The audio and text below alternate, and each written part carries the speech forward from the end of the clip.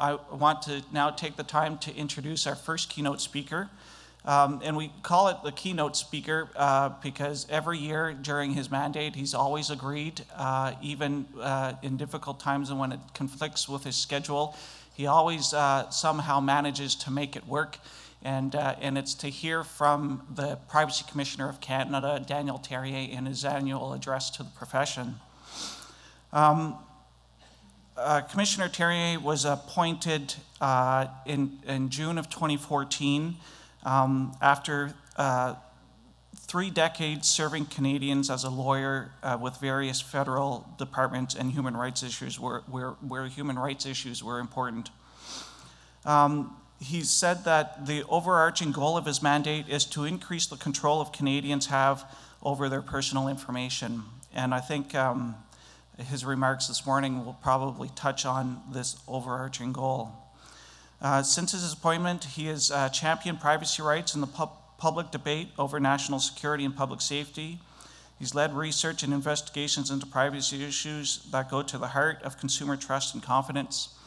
And I'm sure we will have a lot to learn from his remarks this morning. Please join me in welcoming Commissioner Daniel Therrien to the stage.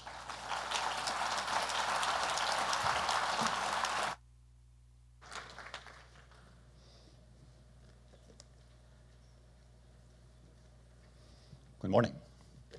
I'm glad to be here in Toronto for this annual address. Glad to see all of you, and we have a few announcements to make today that may not be as riveting as the GDPR, but we'll try our best. At this midway point of my mandate as a Privacy Commissioner, it has become increasingly clear to me that to have a more positive impact on the privacy rights of a greater number of Canadians, we at the OPC need to change our approach to privacy protection. Ayant complété la moitié de mon mandat de commissaire, il me semble évident que pour mieux protéger la vie privée d'un plus grand nombre de Canadiens, nous devons modifier notre approche. And here I am not referring to the need to modernize our laws, although that remains a necessity. Even more so, in my view, after the Facebook, Cambridge Analytica, and Aggregate IQ event or crisis. Amending legislation is, of course, not within the OPC's remit, but we are not waiting for government to act.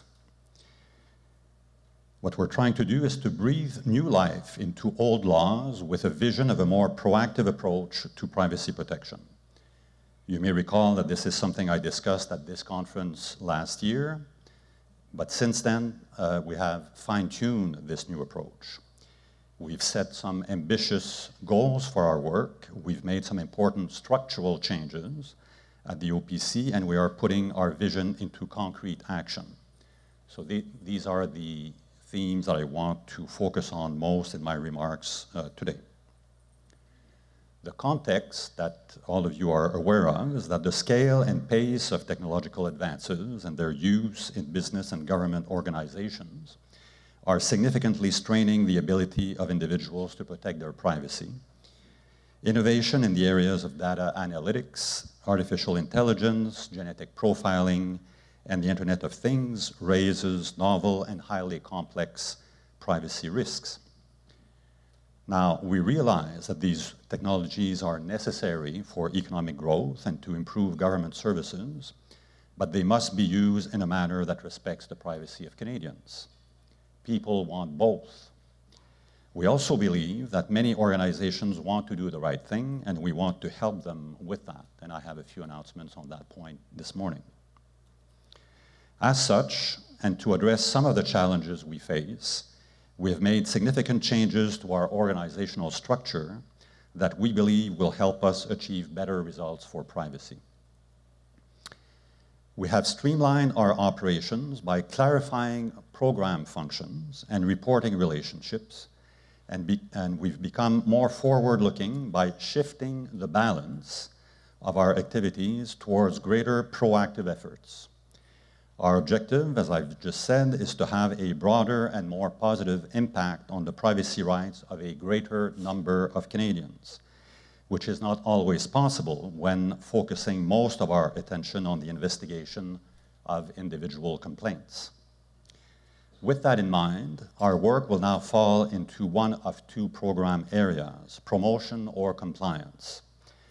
Activities aimed at bringing departments and organizations towards compliance with the law will fall under the promotion program, while those related to addressing existing compliance issues will fall under the compliance program. In the coming weeks, I will be announcing the two deputy commissioners who will oversee these two new sectors. Now, we know that a successful regulator is not one that uses enforcement as a first or primary strategy to seek compliance. Thus, our first strategy will be under the promotion program to inform Canadians of their rights and how to exercise them, and to guide and engage with organizations on how to comply with their privacy obligations. Guidance and information will be issued on most key privacy issues, starting with how to achieve meaningful consent in today's complex digital environment, which I will discuss in greater detail in a moment. So I noticed, Chris, that your recent book speaks of law and policy. Maybe you'll need to update your book given the amount of guidance we intend to publish. We will also work with industry proactively and collaboratively in an advisory capacity, and that's a bit newer, to the extent our limited resources allow. We will seek to better understand privacy impacts of new technologies and provide practical advice on how to use them in a privacy-compliant way. Addressing privacy issues upfront and resolving matters cooperatively outside formal enforcement is our preferred approach. It avoids time-consuming and costly investigations, helps mitigate against future privacy risks, offers organizations a measure of consistency and predictability in their dealings with our office, and I'm open to questions on that point after, and allows everyone to benefit from innovation. It is for these reasons that we will primarily consider our promotion tools before engaging our second strategy, proactive enforcement. Under the compliance program, our proactive enforcement actions will target systemic, chronic, or sector-specific privacy issues that are not being addressed through our complaint system and that we believe may inflict significant damage to the privacy rights of Canadians. So by delineating our activities more clearly under two programs, compliance and promotion, by being more proactive, and by ensuring that we are citizen-focused, giving practical, actionable advice, both to Canadians and to organizations, I hope Canadians may begin to feel more empowered and in control of their personal information, and generally safer in the knowledge that their rights will be respected. Now, I'd like to elaborate on some of the work we will be doing in the coming year under this new approach and this new structure. Through our restructuring, the new Business Advisory Directorate, formerly the Toronto office, that will continue to be in Toronto, but will have a slightly amended mandate, that directorate will aim to provide advice to businesses subject to PIPEDA. In part, we want to proactively engage with organizations on a voluntary basis on privacy risks of a high-impact nature, either upon request or based on our own intelligence. The aim of this, to gain a better understanding of innovative new business models and practices, and to address and potentially resolve any privacy concerns before they materialize.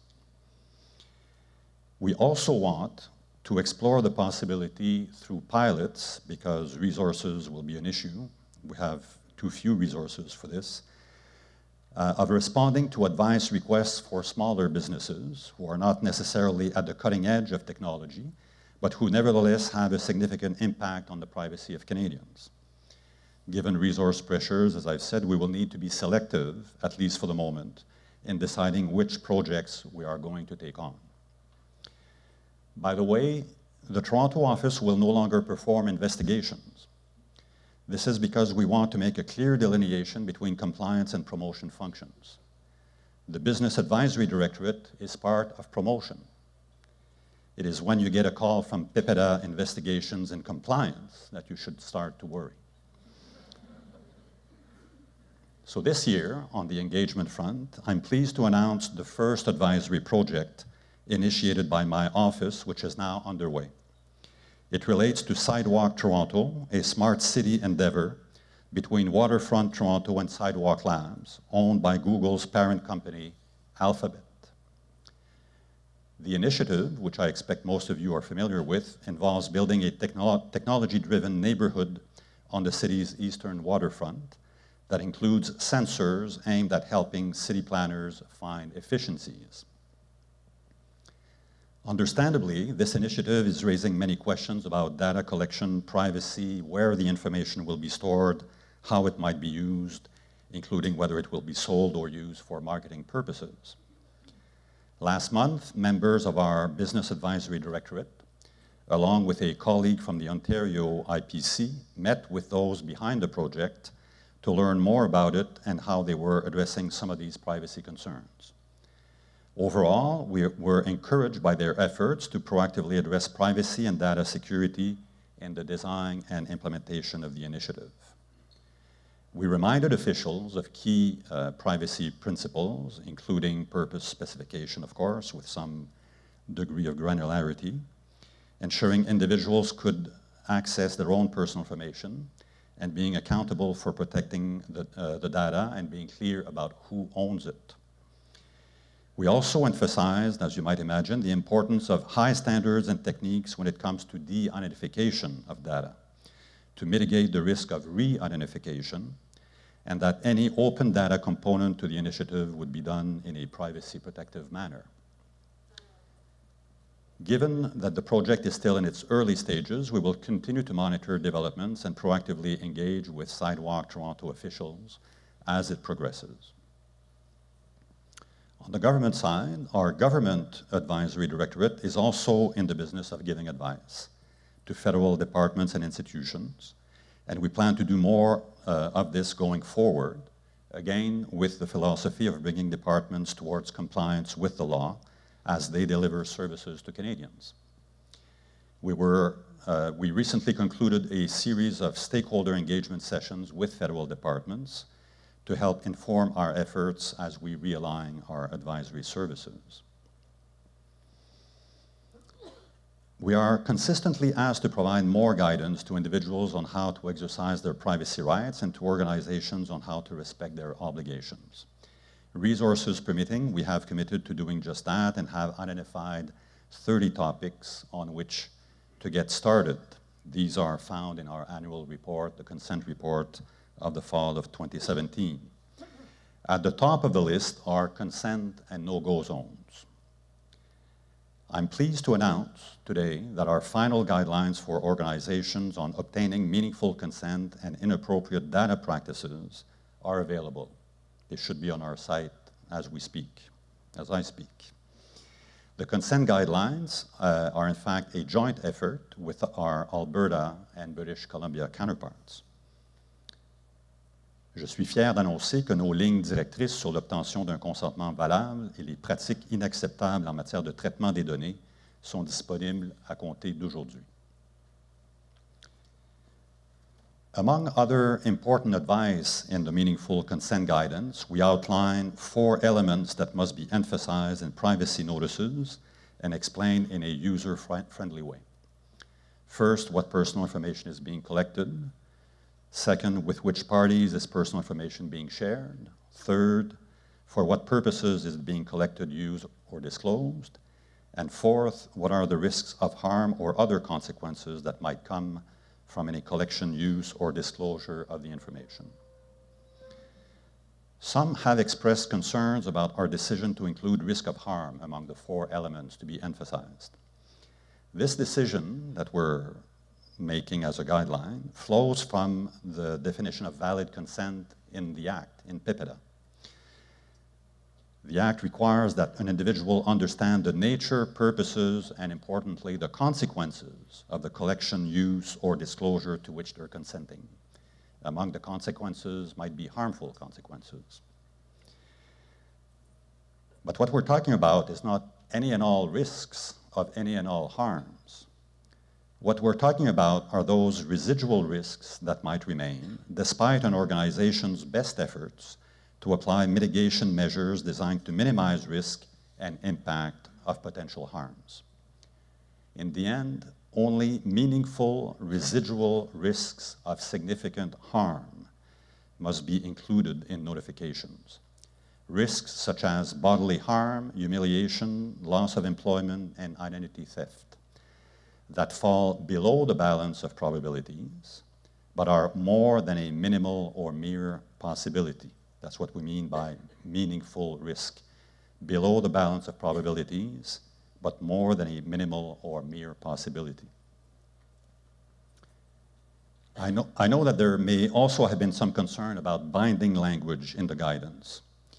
While it is clear that we cannot use guidance to establish new legal standards, we think our role as a regulator includes giving guidance that clarifies PIPEDA requirements and sets expectations as to how the law should generally be interpreted and applied. Given that PIPEDA is so broad in nature, individuals and organizations need an adequate level of certainty.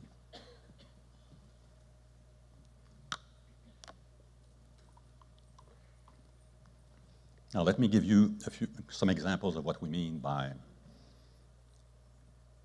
guidance that distinguishes between requirements and best practices or recommendations. The 4 elements that I've just mentioned that, according to our guidance, needs to be highlighted or given emphasis, in our view, are a requirement, because it is not possible, in our view, to have meaningful consent, a legal term, without giving emphasis to these 4 elements. Now, there's an issue about the level of detail that each of these elements needs to have in order to constitute proper notice.